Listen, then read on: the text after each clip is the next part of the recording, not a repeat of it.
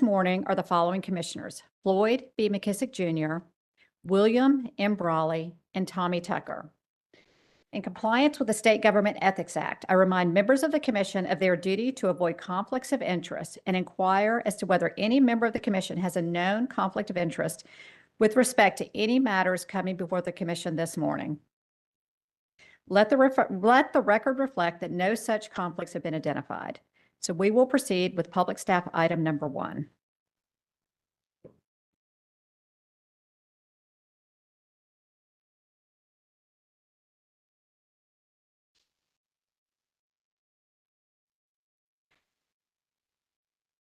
And before we begin, let's have everyone at the table introduce themselves for the record. Good morning, Commissioners. My name is Caleb Hill, engineer with the Public Staff Energy Division. Morning, Commissioners. Daniel Band, Director of Development for Terraform Power.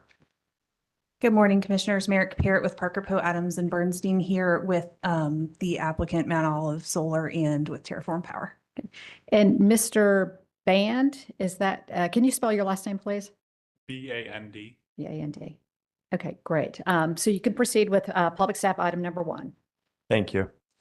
Item 1 consists of an application for a CPCN and registration for a new clean energy facility filed by Mount Olive Solar, LLC. The public staff has reviewed the application and determined it to be in compliance with the North Carolina General Statutes and Commission rules. Therefore, the public staff recommends the Commission issue the requested certificate and accept the registration. Move the item as recommended by public staff, subject to any technical non-substantive revisions made in the final order. Second. Okay. We have a motion and a second, and I have a couple of questions, and my fellow commissioners may as well.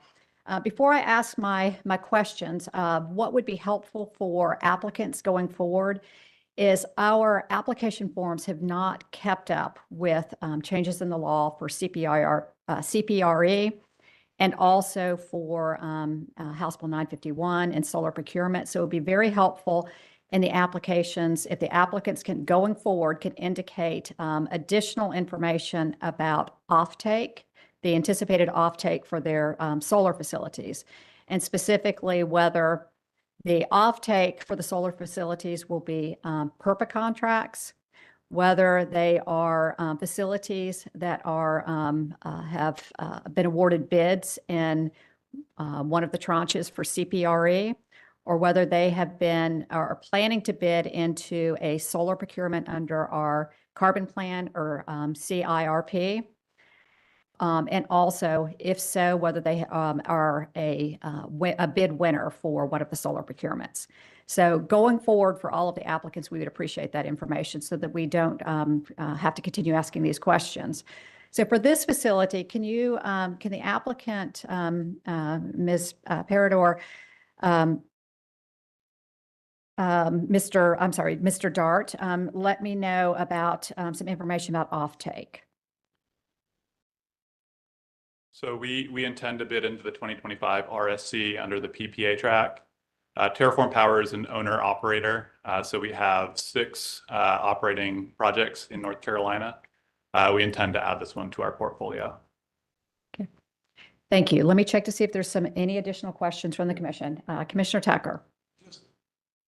Just a question. Help me understand the flow. We got Mount Olive LLC when it was filed, and then we've got SunTribe, and then we've got Terraform Power. Can you help me understand the flow of ownership, bonding, et cetera, financial security, all the above?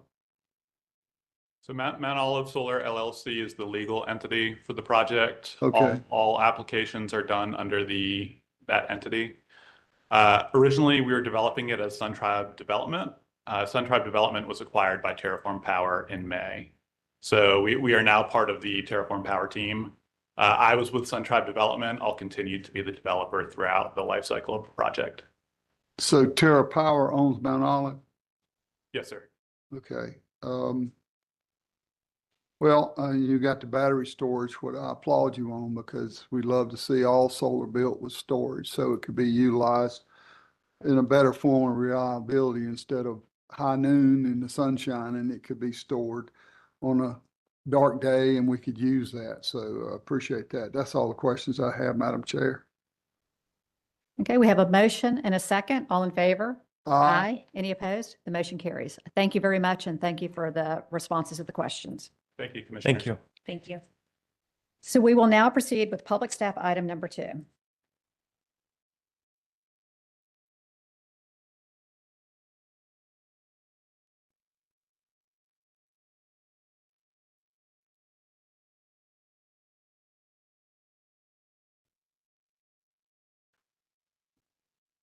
Good morning. This is Thomas Wilcott, engineer with the Public Staff, Water, Sewer, Transportation, and Telephone Division.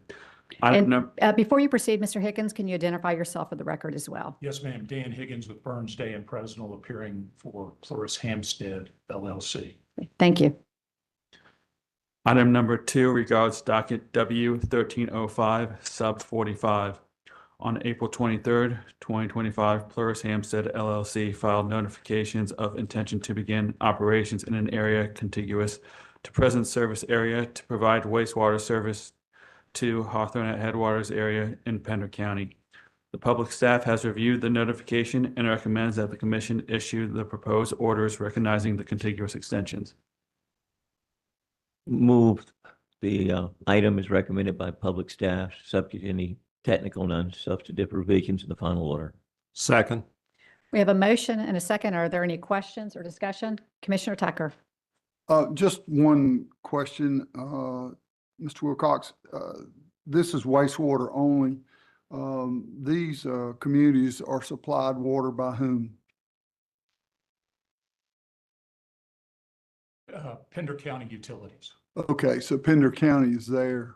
Yes, You see any opportunity down the road to tie into Pender County's facilities? Or do they have the ability to be able to do so? in what regard? To tie into a wastewater treatment facility that's publicly owned? Well, let me caveat that by saying I don't really know, but my understanding is that part of the county, there was some years ago a moratorium because of the lack of county wastewater treatment capacity in that area. So I'm not aware of any opportunity. Okay, so the facility for Pender County would be pretty far away from where you are. That's my understanding. Okay, all right, so, all right, and you moved from a $700,000 bond to 2 million? Is Yes, that sir. correct? And is that to give you maxed out the 700, and is that to give you room to acquire more or extend or grow and have a bond on record to take in any of the new projects? Yes, sir. This agenda item, if approved, will exhaust the existing bond. And so additional bonding had to be provided. And because there are a number of other applications in the pipeline, it made more sense to create some Okay. headroom. Very well, thank you, sir. Okay, we have a motion and a second that public staff agenda item number 2 be approved as recommended by the public staff. All in favor? Aye. Any opposed? The motion carries. Thank you. So we will proceed with public staff item number 3.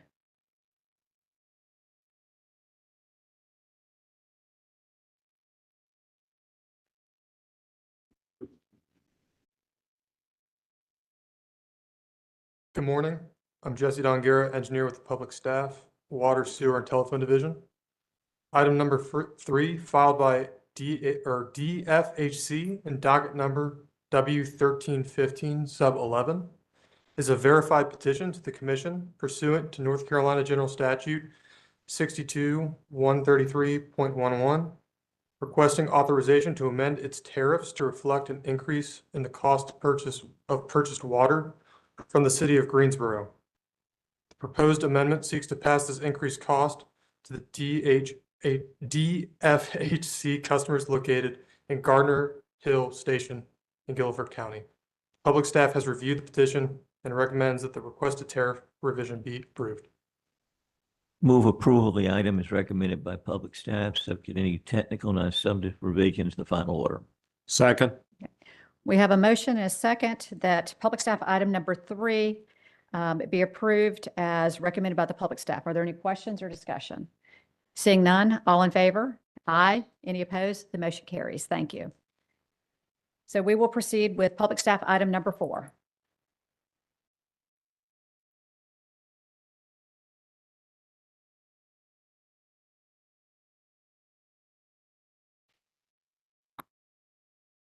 Good morning, Commissioners. My name is Sashi Bhatta, engineer with the Public Staff Water, Sewer, Transportation, and Telephone Division. Good morning. My name is Amanda Hawkins. I'm an attorney at Brooks Pierce, and I'm here on behalf of Royal Gorge Water Utility.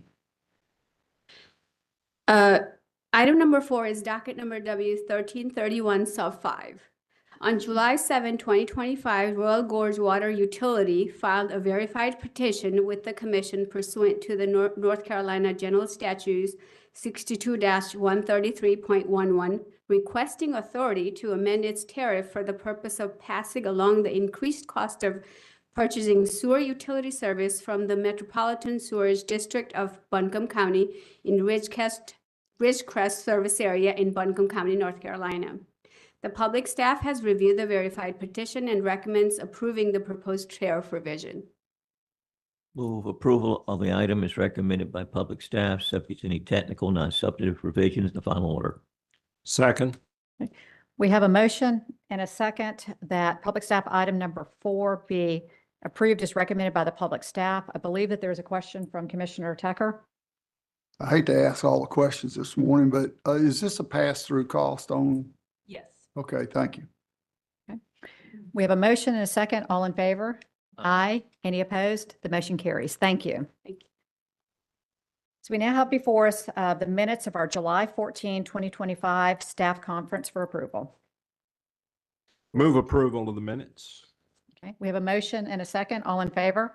Aye. Any opposed? The minutes are approved. Is there any additional business for the commission this morning? Seeing none, we stand adjourned. Thank you.